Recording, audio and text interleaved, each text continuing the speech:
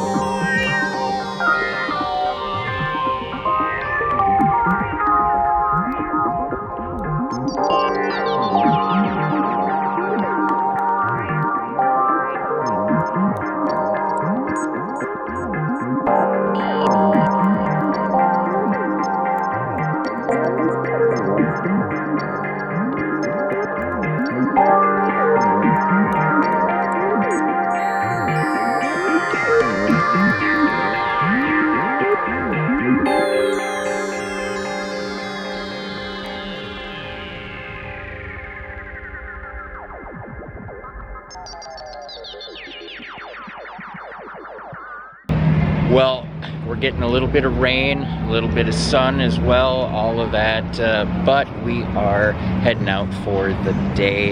It was a pretty cool show, actually. The setting was really cool, being on the field.